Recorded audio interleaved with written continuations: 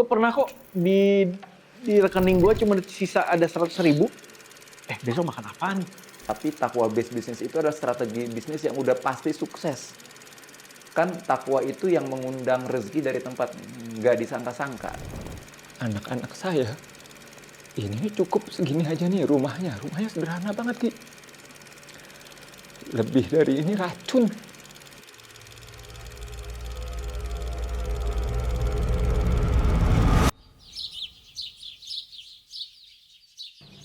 Assalamualaikum warahmatullahi wabarakatuh, sahabat Unlimited. Coba, saya ini lagi ada di mana? Coba tebak. Saya bukan di tempat meeting, bukan di kafe, tapi di tempat yang saya nggak biasa kunjungin. Ayo di mana? Di tempat syuting. Ayo ngapain saya di tempat syuting? Nah, ini bentar lagi kita akan sama-sama find out ya. Cut. Oke, Om Inul. Udah selesai. Irgi, aduh. Assalamualaikum warahmatullahi wabarakatuh. Waalaikumsalam warahmatullahi wabarakatuh. Sehat, Dos? Alhamdulillah. Gimana? Sehat, Pak? Alhamdulillah. Tapi sukses sekarang. Semuanya sehat yang penting. Temen gue. Ya elah. Berada Zaki. Ini surprise. Masih ngajak gue bawa dia. Kok lo tambah mirip sih?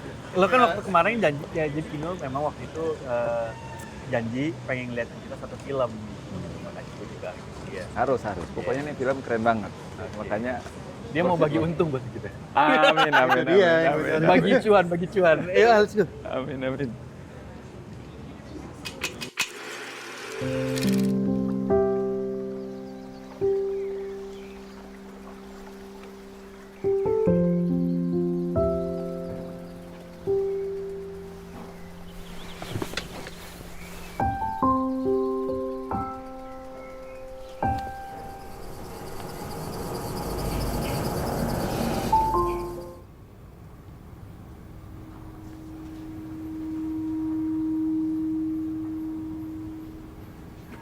Gabahnya seberapa banyak, Mak?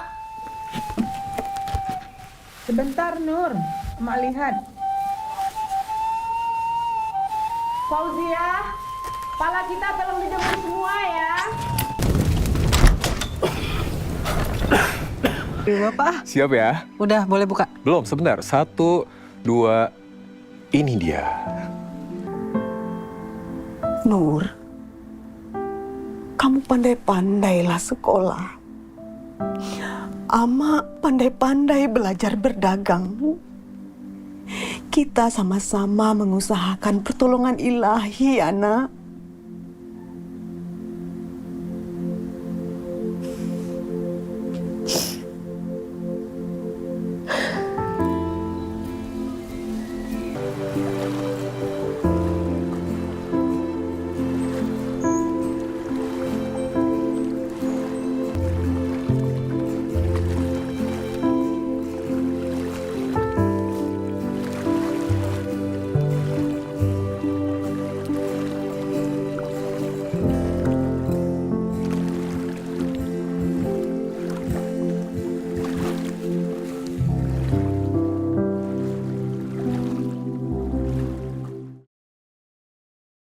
Ini gue cabut dulu nih, sorry ya.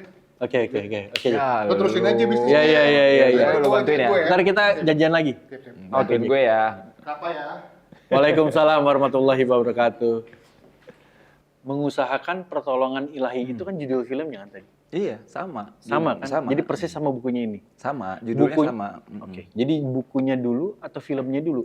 Bukunya dulu. Oke. Jadi Setelah itu baru filmnya dibikin dibuat? Film. Oke. Bagus sih. Kalau misalnya tadi filmnya sendiri sebenarnya gue karena sebenarnya yang buat filmnya gue tahu. Dan gue pernah terlibat sama mereka. Serius? Ya, Gina itu dulu pernah jadi director gue. Walaupun gue syuting nggak banyak ya waktu itu partnya di situ. Gue ikut waktu itu di judulnya dia itu 2 Garis Biru. Oh. Nah, jadi dia dulu pernah punya novel kalau nggak salah. Jadi judulnya 2 Garis Biru. That's why tadi kalau ngelihat film tadi itu tadi judulnya mengusahakan pertolongan ilahi. gue sih nikmatin ya. Waktu gue diundang nonton premiernya ini, itu bagi gue sih deep reflection banget ya.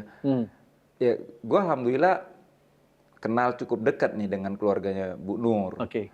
termasuk dengan anak-anaknya. Jadi gue bisa memang menyelami lah ya. Tapi gue yang benar-benar dapat itu ketika dibikin reflektif gitu.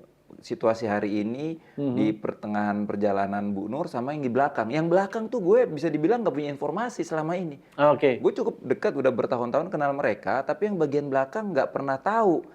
Begitu dijelasin bagian belakang itu ya, message-message dari nenek dan kemudian juga orang tuanya Bu Nur kepada Bu Nur, gue jadi langsung, oh Masya Allah, rupanya Bu Nur yang gue lihat selama berapa tahun ini itu punya akar yang dibangun oleh orang tuanya, dan gue merasa this is it gitu loh. Gue kan gini ya, disertasi gue itu kan menelah apa sih ya, karena ya disertasi doktoral itu kan rumit ya, gue nggak mau bikin rumit, tapi singkatnya gue kasih nama takwa based business, bisnis berdasarkan takwa. Apa sih yang gue research? Nilai-nilai etika bisnis Islam mempengaruhi motif entrepreneur dan strategi entrepreneurship. Lalu apakah ada impact-nya kepada kinerja bisnis? Itu kan yang gue coba pelajarin. Tapi lo ada triggernya kan, kenapa lo mengambil apa namanya tema itu? Ada, jadi gini, gue observasi ada beberapa bisnis ya yang gue perhatiin, founder-foundernya nih, ownernya benar-benar tuh ngejagain nilai-nilai Islam, nilai-nilai Islami dimasukkan ke dalam strategi bisnis dan betul-betul diimplementasikan. Kenapa? Karena takwa ini mengcover satu, keyakinan kepada Allah, yang kedua keyakinan tentang konsekuensi hari akhirat. Nah, artinya apa? Ini bukan hanya yakin kepada Tuhan, tapi yakin bahwa apa yang kita lakukan ini ada konsekuensinya nanti di hari akhirat. Nah, kan uniknya gini, apakah keyakinan ini mempengaruhi cara saya atau motif saya menjalankan bisnis? Yang kedua, Etika itu tadi. etika itu tadi. Keyakinan tadi itu yang kemudian menjadi landasan etika, ini menjadi ada pengaruhnya nggak sama motif saya berbisnis? Yang ditanya selanjutnya, ada pengaruhnya nggak dalam strategi bisnis saya, seorang entrepreneur ya, karena yang gue pelajarin itu entrepreneurship. Kemudian ada pengaruhnya nggak sama kinerja bisnis? Secara singkat, hubungannya gini, ternyata model takwa based business model ini, ternyata ketakwaan mempengaruhi motif seorang entrepreneur yang gue research yang perusahaan-perusahaan lebih dari 40 tahun itu, mempengaruhi motif mereka berbisnis, mempengaruhi strategi bisnis mereka, dan kedua ini mempengaruhi kinerja mereka. Gue merasa this is only the beginning of my journey gitu. Gue harus share. Gue bikin channel YouTube ini tujuannya agar hasil research tentang bisnis-bisnis yang berdasarkan nilai-nilai Islami, tapi mereka masukkan ke dalam strategi bisnis dan bisnis yang jadi maju, itu kan tema berat. Gue pengen nih tema jadi ringan gitu. Begitu gue nonton film itu, why not disertasi gue itu gue bikin aja dari program ngobrol-ngobrol gini. Karena yang gue ingin dapetin itu justru perspektif unlimited dari siapapun. Nah, nanti gue bisa dong sharing sedikit perspektif tentang dari bisnisnya gimana gitu. Makanya gue ngundang elu karena gue pengen tahu orang perfilman ngeliat film ini gimana, values apa sih yang lo dapet. Nah, tapi bicara tentang film yang sekarang kita tonton tadi, lo harus nyeritain gue nih, apa yang gue belum dapet di situ. Kalau of course nih, kalau latar belakang keluarga beliau nyeritain juga sebagian, tapi gue nggak terlalu detail lah ya, gue nggak terlalu berani. Tapi yang jelas gue paham bahwa keluarga beliau seperti di film tadi juga, itu keluarga bisnis, pedagang gitu ya, cukup mapan kehidupannya di Padang Panjang. Kemudian Bu Nur memang ingin banget sekolah itu passion beliau lah ya, belajar. Beliau kemudian ke ITB jadi lulusan terbaik. Setelah itu beliau kerja dua sama orang. Nah, ini menarik nih. Beliau waktu itu ingin jadi dosen di ITB. Ditolak, nggak yang gue tahu tuh nggak berhasil. Beliau tuh cukup sedih lah ya, tapi kemudian beliau akhirnya pindah ke Jakarta, akhirnya kerja di satu perusahaan yang buat sampo, itu tuh skill awalnya di situ. Nah, suami beliau ketika itu sudah cukup mapan kerja di perusahaan multinasional yang established, jadi mapan secara ekonomi. Nah, pertanyaannya, waktu Bu Nur resign, kemudian bikin bisnis, apa dong motifnya? Nah, motifnya ini gue melihat ada tadi kan satu pesan, oh ini nggak di film tapi Bu Nur cerita ke gue. Ada pesan dari kalau nggak ayahnya beliau, kakeknya beliau, nanti kalau bisa bangunlah industri. Nah itu pesan itu dibawa tuh sama Bu Nur. Oke. Tapi of course waktu di awal itu bangun kan ya masih industri rumahan lah ya.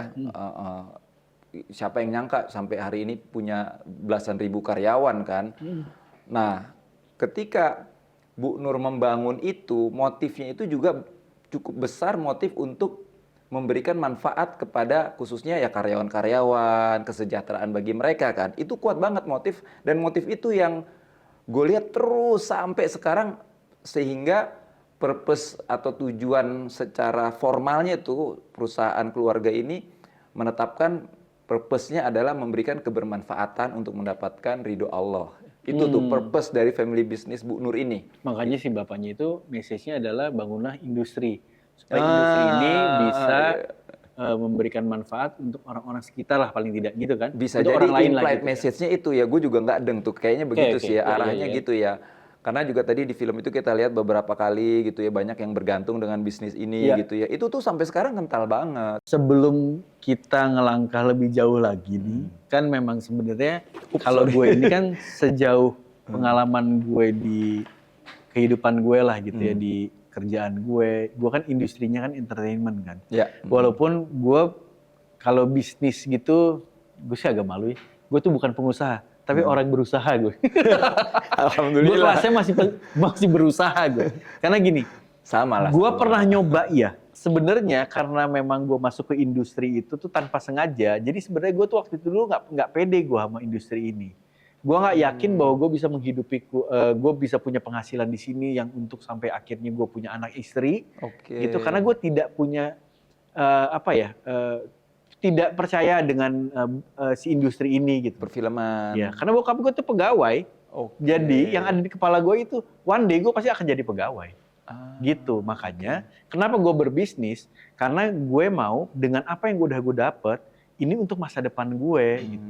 Dan ternyata mungkin gue nggak punya ilmunya kali. Ilmunya nggak ini. Jadi gue hanya beraniin aja. Gue punya modal nekatnya itulah gitu. Iya. Tapi tidak bisa dengan memanage-nya gitu. Sampai akhirnya apa yang gue dapet itu di situ gue tabung, terus paling minimal ya gue beli. Kalau kendaraan itu karena kebutuhan. Tapi gue lebih ke aset gue orangnya gitu. Gue beli aset bla bla bla udah. Terus udah gitu di tahun 2016 hari itu gue mungkin udah kerjaan lagi menurun nih.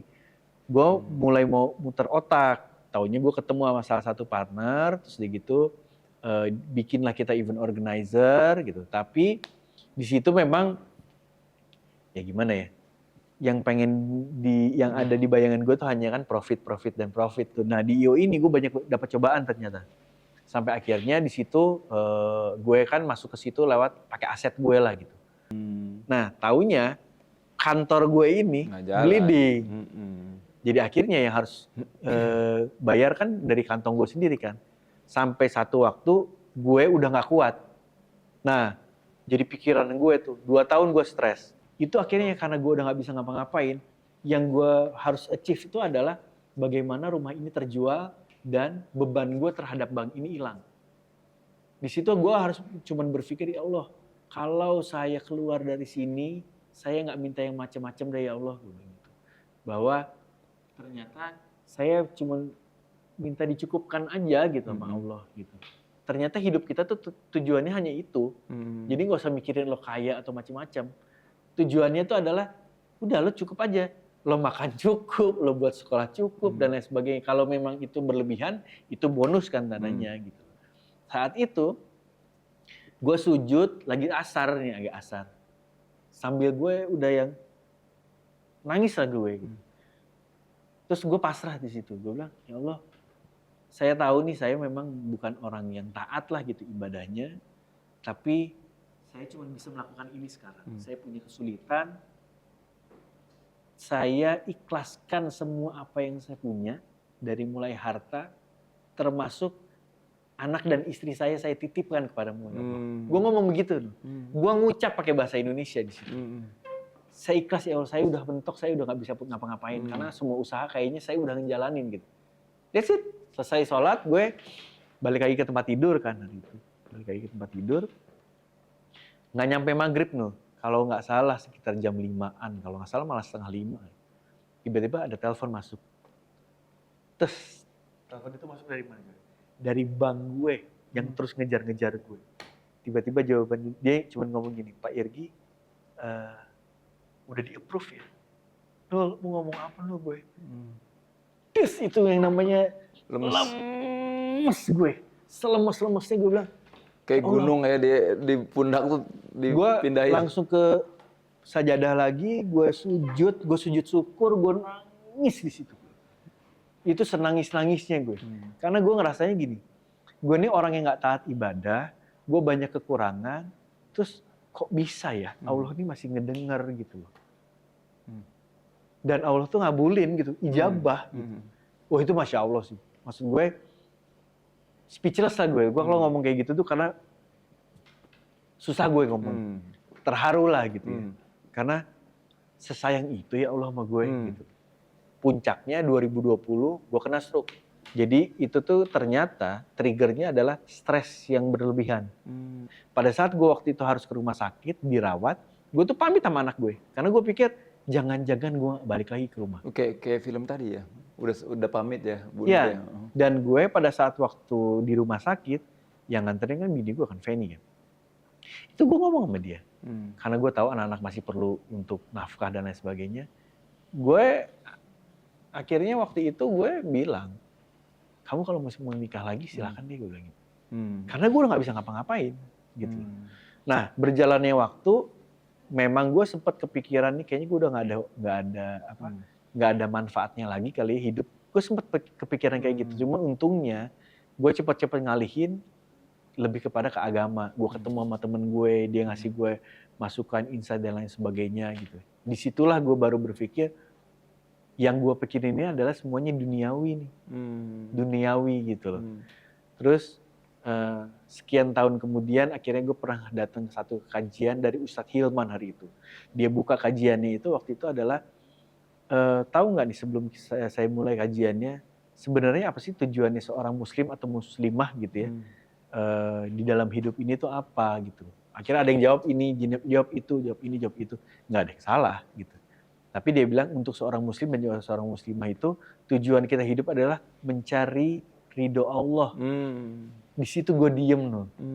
Gue bilang gini, tandanya selama ini gue carikan duit doang ya. Ya kalau yang dikejarnya adalah ridho, duit itu akan datang. Karena gini, lo mau ngejar segimanapun, Allah nggak ridho, nggak akan kejadian Nur. Kita janjian hari ini, Allah nggak ridho, nggak akan kejadian. Dibikin hujan, dibikin banjir dan lain sebagainya. Atau nggak berkah ya. Nah itu dia tuh, pada akhirnya waktu gue udah ngerasain kehilangan duit gue, jerih payah gue tuh, darah gue kan ibaratnya tuh. Gue pernah kok di rekening gue cuma sisa ada 100.000, besok makan apa nih?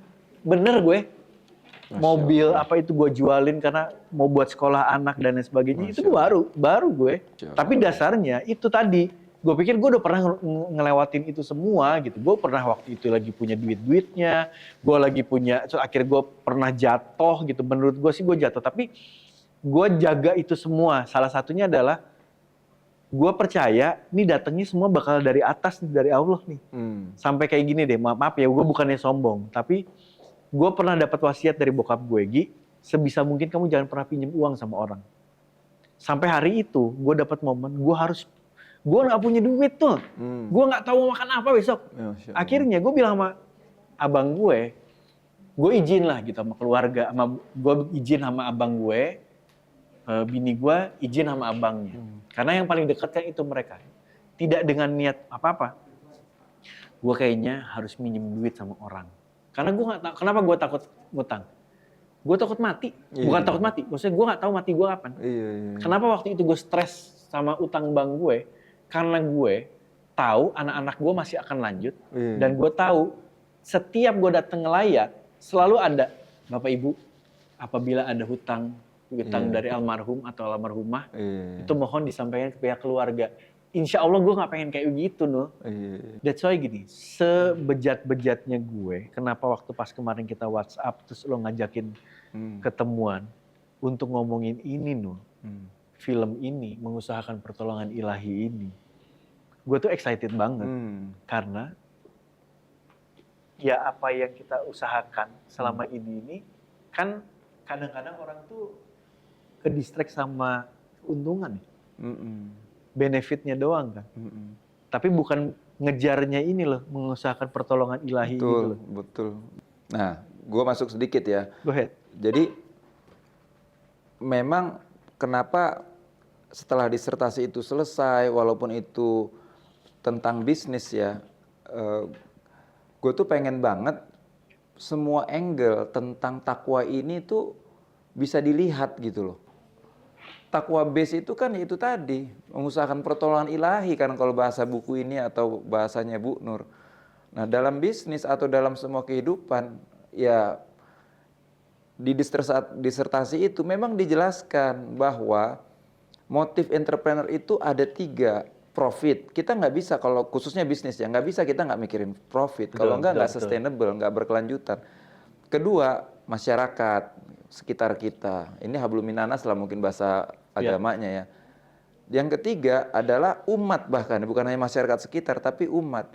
Tapi landasan yang paling penting yaitu takwa. Jadi yang lu cerita tadi itu kan sebenarnya itu kan urusan-urusan yang nggak selesai, khususnya soal bisnis tadi ya. Kemudian dengan satu sujud itu, ya of course kita di belakang ini kita banyak lah ya ikhtiar manusianya ya, kan ada usaha di situ. Tapi penentunya itu push buttonnya bukan di manusia, di Allah kan. Setuju. Begitu Allah bilang jadi. Karena Allah ridho. Iya, Allah ridho. Enggak kejadian semuanya. Nah ini yang message ini nih yang pengen banget tuh gue, kenapa kok lu yang gue undang, kenapa kok gue bikin channel ini, supaya bisnis ini nih bisa jadi lebih luas. Kan kalau bisnis bahasa Inggris itu artinya bukan bisnis bahasa Indonesia yang bisnis itu adalah commerce ya. Not only that gitu kan. Kan kalau bahasa Inggris none of your business artinya bukan urusan kamu gitu kan. Karena bisnis artinya semua urusan. Jadi takwa based business ya.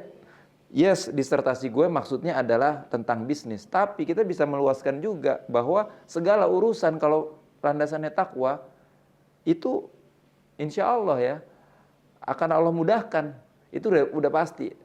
Tapi faktor ikhtiarnya kita berusahanya juga nggak boleh lepas ya. Itu makanya message dari film ini jadi sangat kena banget dan itu relate banget. Tadi cerita lo bikin gue gemeteran juga sih tadi. Lo sebutin ya 3 etika bisnis yang perlu Oke, makanya gue nggak usah 3 deh, 1. Go ahead. Kejujuran aja. Okay. Ada nggak bisnis tanpa etika kejujuran bisa sustain, bisa berkelanjutan? Udah nggak mungkin kan? Nah sekarang nih etikanya adalah etika bisnis Islam. Jadi kejujurannya bukan karena bisnis saja, bukan karena saya berbisnis saya jujur, tapi takwa itu karena Allah. Sehingga ini lebih dari CCTV. Sekarang gini ya, handphone kita itu kan boleh dibilang bisa memonitor seluruh kehidupan kita kan. Keluar CCTV di mana-mana. Artinya kalau kelas dunia aja bisa memonitor semua kehidupan kita, apalagi Allah kan. Betul. Jadi ini kalau seseorang udah punya landasan itu, dia tuh hati-hati banget. Dan ini yang gue perhatiin dari Bu Nur ya, bahwa dari film tadi, kemudian apa yang kayak alhamdulillah karena punya kedekatan juga dengan keluarga mereka, benar-benar tuh hidup simpel aja, sederhana. Bahkan gue, terharu banget. Gue pernah kayak gini loh.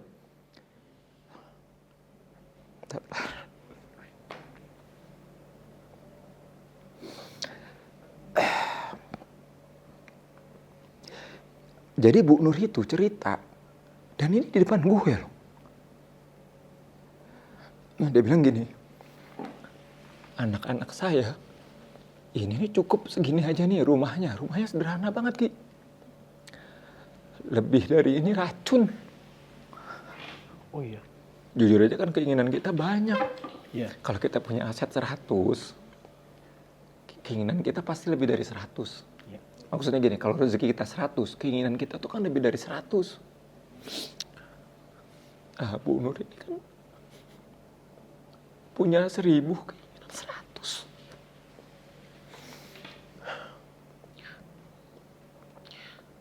Mungkin juga karena gini kali ya. Tingkat keyakinan orang sama Allah itu yang masih belum setinggi itu kali. kan pada saat waktu gue sholat, terus gue serahin sama Allah itu kan sebenarnya dasarnya karena gue yang selama ini ngerasa gue bisa menyelesaikan semua masalah lah gitu. Gue bisa menyelesaikan masalah, gue bisa mendapatkan sesuatu dan lain sebagainya. Terus pada saat akhirnya gue diuji untuk masuk ke posisi itu, ternyata gue nggak bisa nyari solusi lagi. Dan gue mentok. Pada akhirnya untungnya gue masih waras lagi. Pada saat waktu orang kepepet, akhirnya orang ingat sama Allah. Disitulah gue bilang memang. Itu Allah, saya udah nggak punya apa-apa lagi lah gitu. Gue nggak punya kemampuan lagi. Karena waktu itu memang gue gue ini kan orang yang survive dari stroke. Ya lo ngeliat secara fisik oke lah sekarang. Tapi pada saat lo sekarang gue ngajakin gue basket lagi, mungkin gue nggak sanggup. Karena motorik gue keganggu. Nah itu kan menunjukkan bahwa memang sebenarnya gue tetap aja ada kekurangan. Allah udah ngasih peringatan di situ. Tapi pada akhirnya mungkin ini teguran Allah gitu. Balik ke gue. Karena lo hanya bisa minta pertolongan tuh sama Allah gitu. Makanya gue tadi, itu pesannya tuh kenapa gue nggak mampu ngelanjutin, karena gue ngerasa itu pesan untuk gue. Untuk kita kayaknya. Untuk kita lah gitu. Jadi, dan di film ini kan nggak semua angle itu dapet. Makanya gue pengen banget share nih sama ya orang yang ngikutin kita nih di channel ini, bahwa ya pertama ya takwa based business itu bukan hanya bisnis yang persyaratan moral ya, tapi takwa based business itu adalah strategi bisnis yang udah pasti sukses. Kan takwa itu yang mengundang rezeki dari tempat nggak disangka-sangka. Jadi itu udah formula dah. Dan ini terbukti melalui disertasi doktoral gue. Takwa ini memang mempengaruhi motivasi entrepreneur dan strategi entrepreneurship dan juga kinerja bisnis. Dan ini yang di research perusahaannya 40 tahun lebih loh. Dan sampai sekarang bertahan dan masih menjadi market leader. Yang kedua, takwa based business ini bukan cuman sekedar untuk bisnis per se atau commerce ya. Tapi bisnis segala urusan. Kalau landasannya takwa, dan tadi jujur aja karena gue kan baru pertama kali dengar cerita tadi, itu kan real case, real example tentang bagaimana takwa menyelesaikan segala masalah yang beratnya seberat gunung tadi itu. Nah yang ketiga, of course, ini semua bukan hanya untuk kita, karena bagaimana gue melihat Bu Nur melakukan bersama keluarganya, ini juga kita share kepada sebanyak-banyaknya orang-orang di sekitar kita. Ini thanks banget Inul. Dokter Inul sudah mengundang gue. Tapi lu gak usah bikin dokter lah. Nggak, karena maksud gue kan gini, lo kan dulu bang temen, tapi sekarang gelarnya dokter. Anyway, thank you banget. Thank you banget. Iya, tapi maksud gue gini, lo thank you banget lo udah ngundang gue untuk ngobrolin ini, karena pastinya gue banyak manfaat, banyak pelajaran yang bisa gue dapat dari diskusi kita kali ini. Alhamdulillah. Cuman gue masih akan nagih hutang lo untuk melanjutkan film yang tadi gue tonton. Karena gue baru sampai di tenggorokan, belum sampai ke perut gue. Kalau memang ini ada kelanjutannya, mungkin juga nanti sahabat Unlimited juga bisa ikutan nonton film dari Bu Nur ini. Insya Allah. Terima kasih untuk hari ini, sahabat Unlimited. Insya Allah di episode berikutnya kita akan mudah-mudahan bisa bertemu dengan sosok di balik buku ini dan sosok di balik film yang tadi sama-sama aku dan Irgi lihat. Insya Allah ketemu lagi ya. Wassalamualaikum warahmatullahi wabarakatuh. Waalaikumsalam.